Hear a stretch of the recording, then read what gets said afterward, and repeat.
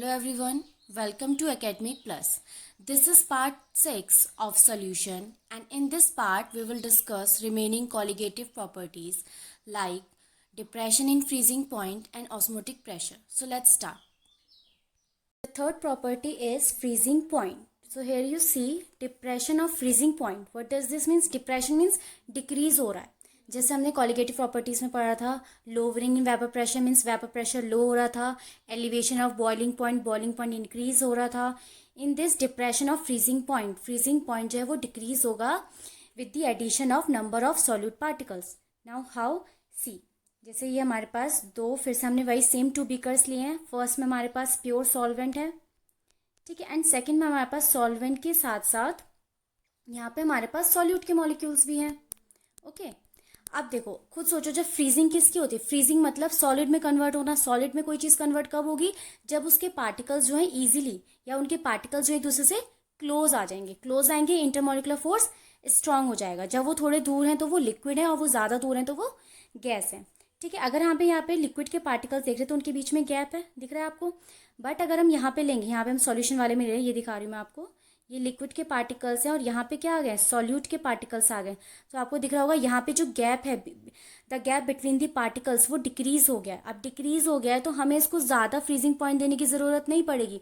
थोड़े से ही freezing point देने से, या थोड़ा सा ही इसको फ्रीज करने से, ये एक दूसरे के क्लोज आ जाएंगे और सॉलिड में इजीली कन्वर्ट हो जाएंगे. बट अगर हम इसकी बात करते हैं, जब वो सॉल्वेंट प्योर था, तो इनको क्लोज लाने के लिए हमें ज़्यादा फ्रीजिंग करनी पड़ेगी. तो आपको समझ में आ रहा है ना, इनको क्लोज लाने के लिए क्लोज क्यों ला रहे हैं? जिससे कि फ्रीजिंग क्या करता है, फ्रीजिंग पॉइंट क्या करता है, किसी भी चीज़ को, लिक्विड को सॉलिड में कन्वर्ट करेगा. मीन्स उसको, जैसे हमने वाटर लिया, वाटर को किस में कन्वर्ट करेगा? आइस में कन्वर्ट करेगा. आइस में कैसे कन्वर्ट करेगा? जब उसके पार्टिकल्स एक दूसरे के क्लोज आ जाएंगे. इसमें क्या है? सॉल्यूट के पार्टिकल्स मिला के और वाटर के पार्टिकल्स मिला के एक दूसरे के क्लोज आ रखे हैं सब.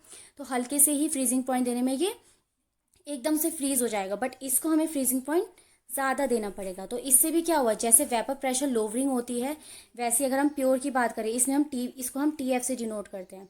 ठीक है, तो जो प्योर का फ्रीजिंग पॉइंट होता है वो ज़्यादा होता है. प्योर का हमने नॉट लगा दिया, क्यों? क्योंकि प्योर वाले में हमें ज़्यादा फ्रीजिंग पॉइंट देना पड़ेगा वाटर के मॉलिक्यूल्स को क्लोज लाने के लिए.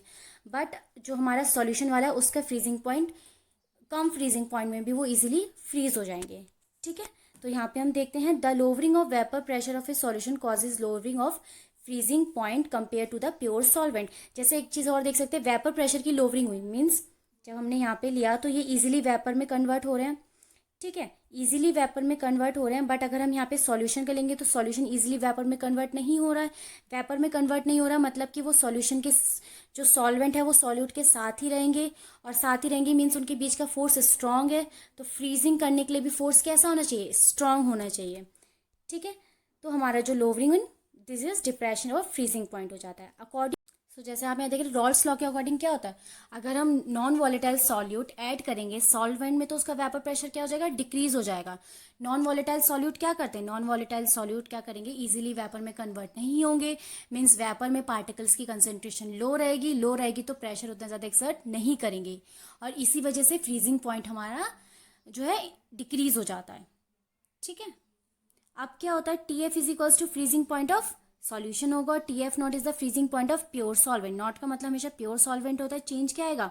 डेल्टा TF क्या आएगा? Is equals to TF naught minus TF. Okay, तो डेल्टा TF जो इसमें डायरेक्टली प्रोपोर्शन होता है वो होता है मोलैरिटी के, मोलैलिटी MOL मोलैलिटी. ठीक है, लैरिटी मत समझना, मोलैरिटी है वो. जैसे कि डेल्टा, अगर हम एलिवेशन इन बॉइलिंग पॉइंट का फॉर्मूला देखें तो वो भी डायरेक्टली प्रोपोर्शनल टू मोलैलिटी रहता है, ये भी रहता है. इसमें डिफरेंस क्या होगा? यहाँ पे TF होगा, TF. ओके, नाउ अब इसका एक फॉर्मूला है. फॉर्मूला क्या है? TF which depend on the nature of the solvent is freezing point depression constant. TF जो हमारा ये KF आया, जो हमारा यहाँ पे KF है, ये कांस्टेंट है, जिसको हम फ्रीजिंग पॉइंट डिप्रेशन कांस्टेंट भी बोल सकते हैं, मोलल डिप्रेशन कांस्टेंट भी बोल सकते हैं. दूसरा कांस्टेंट क्या है? इसका नाम क्रायोस्कोपिक कांस्टेंट भी बोल सकते हैं. ठीक है, इसका फॉर्मूला क्या हो गया? मोलैलिटी क्या हो गया? W2/M2 into M1. वो ग्राम में होगा तो 1000 हो जाएगा. बॉइलिंग पॉइंट और फ्रीजिंग पॉइंट में के फॉर्मूले बिल्कुल सेम है. ओके, कोई डिफरेंस नहीं है. बट वहाँ पे TB होगा, यहाँ पे TF होगा. Okay, this is the third property of osmotic pressure. Now we'll move to fourth property of sorry, that is the third property of colligative properties. Now this is fourth property, that is osmosis or osmotic pressure. Okay, तो colligative properties तो हमने समझा था. Colligative properties कौन सी होती है? वो properties जो डिपेंड करती है कि हमने कितने number of solute particles add करे हैं. ठीक है, अब हम बात करते हैं सबसे पहले ऑस्मोसिस की. ये ऑस्मोसिस होता क्या है? जैसे आप यहाँ पे देख रहे हैं कि ये जो है एसपीएम क्या है, ये होती है semi permeable membrane. Semi permeable membrane वो मेम्ब्रेन है जिससे पैसेज होता है. किसका पैसेज होता है? कौन ट्रांसफर होता है? जैसे आप यहाँ देखिए, यहाँ पे मैंने सॉल्वेंट लिया, मीन्स यहाँ इस बीकर में हमारा प्योर सॉल्वेंट है, and in this beaker there is solvent plus solute. Okay, अब देखो कंसंट्रेशन कहाँ पे ज्यादा होगी सॉल्वेंट की. अगर हम देखे जाए तो यहाँ पे क्या है, ये कंसंट्रेटिक है. ये जो प्योर सॉल्वेंट होता है ये होता है हमारा कंसंट्रेटिक, और ये जो होता है वो होता है हमारा डाइल्यूट. कंपेयर करेंगे, डाइल्यूट क्यों हुआ? खुद सोचो, जब हमारा हमने जैसे हम सल्फ्यूरिक एसिड का फॉर्मूला लेते हैं, हम बोलते हैं एक सल्फ्यूरिक एसिड कंसंट्रेटिक होता है, एक सल्फ्यूरिक एसिड डाइल्यूट होता है. डाइल्यूट को डाइल्यूट क्यों बोला जाता है? क्योंकि उसमें हमारा वाटर भी मिक्स होता है. वाटर मिक्स होके देखो, पार्टिकल्स हमने दोनों में सेम लिए थे. जैसे हमने सल्फ्यूरिक एसिड लिया, हमने यहाँ पे सल्फ्यूरिक एसिड लिया, जैसे कि आप ले सकते हो 500 ml. 500 में ज़्यादा हो गया, आपने लिया 1 मिलीलीटर ले लिया. ठीक है, और दूसरे में भी आपने इतना ही लिया, बट इसमें आपने वाटर भी ऐड करा है. पार्टिकल्स तो सल्फ्यूरिक एसिड के इसमें भी 10 थे और इसमें भी 10 है, पर इसमें 10 पार्टिकल के साथ वाटर भी आ गया है. वाटर ने इसको क्या कर दिया? डाइल्यूट कर दिया. ठीक है, तो डाइल्यूट, इस वजह से हम प्योर सॉल्वेंट को कंसंट्रेटिक बोलेंगे और सॉल्यूशन को डाइल्यूट बोला जाएगा. ठीक है, तो सेमी परमेबल मेम्ब्रेन क्या करता है? कंसंट्रेटिक को डाइल्यूट की तरफ मूव कराता है. या फिर हम बोल सकते हैं यहाँ पे सॉल्वेंट की कंसंट्रेशन ज़्यादा है और यहाँ पे सॉल्वेंट की कंसंट्रेशन कम है. किसके कंपैरिजन में? वहां पे, क्योंकि सॉल्यूट की यहाँ पे जो है सॉल्यूट भी है. ठीक है, तो ऑस्मोसिस क्या होता है कि जब कोई पार्टिकल हाई कंसंट्रेशन से लो कंसंट्रेशन की तरफ मूव करता है, उसे बोलते हैं ऑस्मोसिस. यहाँ पे हाई कंसंट्रेशन है एंड यहाँ पे लो कंसंट्रेशन है. तो हाई कंसंट्रेशन से सॉल्वेंट मूव कराएगा टूवर्ड्स लो कंसंट्रेशन, तो यहाँ पे मूवमेंट इस साइड होगा. इसको बोलते हैं ऑस्मोसिस. ठीक है, नेक्स्ट टर्म थी हमारी ऑस्मोटिक प्रेशर. ऑस्मोटिक प्रेशर क्या होता है? This is the pressure exerted in the solution. ये प्रेशर सॉल्यूशन में एक्सर्ट होता है to stop the flow of solvent या टू स्टॉप दी ऑस्मोसिस. अगर हम यहाँ पे प्रेशर अप्लाई करेंगे, एक बात सुनो, जैसे कि हमारे पास 2 वॉल्यूम है. ओके, पहले हमारे पास ये वॉल्यूम था, यहाँ पे किसी पार्टिकल, यहाँ पे हमारे पास 5 पार्टिकल्स थे. ठीक है, हमने वॉल्यूम कम किया, वहाँ पे भी 5 पार्टिकल्स है, तो यहाँ पे ये 5 पार्टिकल्स ज़्यादा प्रेशर एक्सर्ट करेंगे एज कम्पेयर टू दिस. ठीक है, तो कंसनट्रेटिक कहाँ हो जाएंगे? ज़्यादा, इधर ज़्यादा डेंसर. कंसनट्रेटिक से आप समझो डेंसर हो रहे हैं. जैसे कि आप यही समझ लो कि हाँ, ये छोटा रूम है, यहाँ पे 5 लोग हैं और एक बड़े रूम में 5 लोग हैं, तो जो छोटे रूम में 5 लोग होंगे, हम कहेंगे यहाँ पे क्राउड ज़्यादा है. ठीक है, लोग तो उतने ही हैं, बट वॉल्यूम की वजह से वो क्राउडेड और फ्री वाली बात आ गई. ठीक है, तो जैसे ही हमने यहाँ पे प्रेशर एक्सर्ट किया, तो हम देखेंगे यहाँ पे जो है कंसंट्रेशन ज़्यादा हो गई, और हम इतना प्रेशर अप्लाई करेंगे कि सॉल्यूशन की कंसंट्रेशन सॉल्वेंट की कंसंट्रेशन की इक्वल हो जाए. पार्टिकल्स उतने ही हैं, पार्टिकल्स में कोई चेंज नहीं आ रहा है. यहाँ पे भी सॉल्वेंट के पार्टिकल्स 10 है और यहाँ पे भी सॉल्वेंट के पार्टिकल्स 10 है, बट चेंज आ रहा है वॉल्यूम का. वॉल्यूम की वजह से जैसे हमने वॉल्यूम इंक्रीज करा है, डिक्रीज, यहाँ पे हमने प्रेशर अप्लाई करा है, प्रेशर अप्लाई करेंगे तो वॉल्यूम डिक्रीज होगा, तो हमारे जो 10 मॉलिक्यूल्स सब यहाँ पे कलेक्ट हो जाएंगे. तो जैसे हमारा वॉल्यूम छोटा हुआ तो वो उतने ज़्यादा डेंसर होने लग गए, हमें लगेगा कि बहुत ज़्यादा भीड़ होने लग गई है. ठीक है, ऑस्मोटिक प्रेशर में हम उतना ही प्रेशर लगाएंगे जितना जब दोनों की कंसंट्रेशन इक्वल हो जाएगी. जब दोनों की कंसंट्रेशन इक्वल हो जाएगी या जब दोनों इक्वली डेंसर हो जाएंगे, तो तब क्या होगा? ना कोई इधर सॉल्यूशन से सॉल्वेंट की तरफ मूव करेगा, ना सॉल्वेंट से सॉल्यूशन की तरफ मूव करेगा, क्योंकि ऑस्मोसिस बोलता है हायर टू लोअर. बट अब दोनों ही कंसंट्रेशन इक्वल हो गए तो मूवमेंट किसी भी साइड नहीं होगा, मीन्स मूवमेंट जो है स्टॉप हो गया, ऑस्मोसिस जो है वो स्टॉप हो गया. तो इस प्रेशर को, ये जो प्रेशर हमने सॉल्यूशन में अप्लाई करा है ऑस्मोसिस को स्टॉप कराने के लिए, उस प्रेशर को हम ऑस्मोटिक प्रेशर बोला जाता है. ठीक है, जैसे आप यहाँ पे देखिएगा, ये देखिए, if the semi permeable membrane is placed between the solvent and solution, जैसे कि हमने फिगर में दिखाया था, the solvent molecules will flow through the semi permeable membrane from pure solvent to solution की तरफ मूवमेंट होगा, जिसे हम क्या बोलते हैं? ऑस्मोसिस बोलते हैं। The osmotic pressure of a solution is the excess pressure that must be applied. Osmotic pressure क्या है फिर? ऑस्मोटिक प्रेशर है जो हमने एक्सेस प्रेशर अप्लाई किया है सॉल्यूशन में ऑस्मोसिस को रोकने के लिए, ठीक है, जिस that is stop the passage of solvent molecules through the semi permeable membrane into the solution, जिससे कि जो सॉल्वेंट के पार्टिकल्स हैं वो सॉल्यूशन की तरफ मूव ना कर पाए, इसलिए हमने सॉल्यूशन में प्रेशर लगाया।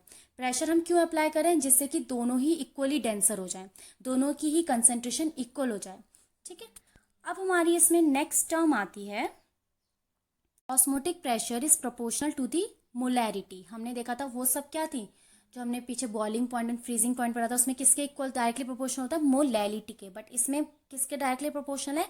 मोलैरिटी के, क्योंकि इसमें हम सॉल्यूशन की बात कर रहे हैं। मोलैरिटी क्या होता है? Moles of solute in solution, ठीक है।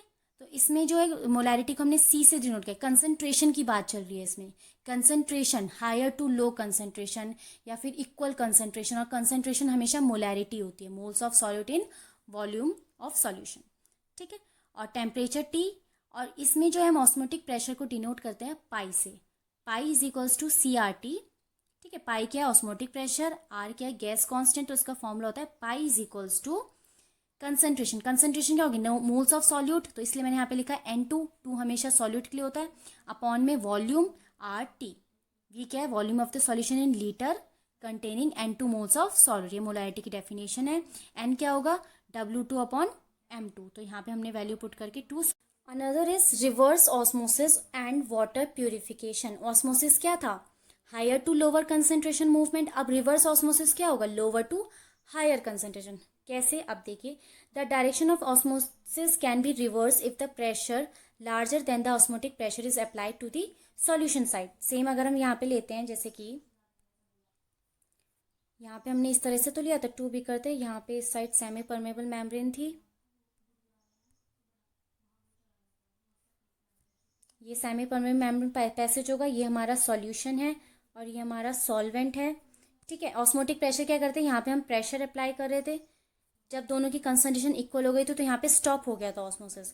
बट अगर हम ऑस्मोटिक प्रेशर से ज़्यादा प्रेशर अप्लाई करते हैं, हमने इतना प्रेशर अप्लाई कर दिया, वॉल्यूम इतना रह गया है, तो अब ये बहुत ज़्यादा डेंसर हो गया, क्योंकि पार्टिकल्स बहुत ज़्यादा क्लोज आ गए हैं, और जैसे ही और ज़्यादा क्लोज आ जाएंगे तो वो डेंसर होते जा रहे हैं, ठीक है। जैसे ही वो डेंसर होते रहेंगे तो हम यहाँ पे देखेंगे, यहाँ पे हमें लगेगा हाई कंसेंट्रेशन, और इधर क्या लगेगी? Low concentration. मीन्स अब क्या होगा? ये सॉल्यूशन टू सॉल्वेंट मूव करना शुरू कर, क्योंकि ऑस्मोसिस क्या होता है? हायर टू लोअर, ठीक है। प्रेशर हमने यहाँ पे इंक्रीज कर दिया है, या फिर हमने ऑस्मोसिस को क्या बोला था? सॉल्वेंट टू सॉल्यूशन ट्रांसफर होता है।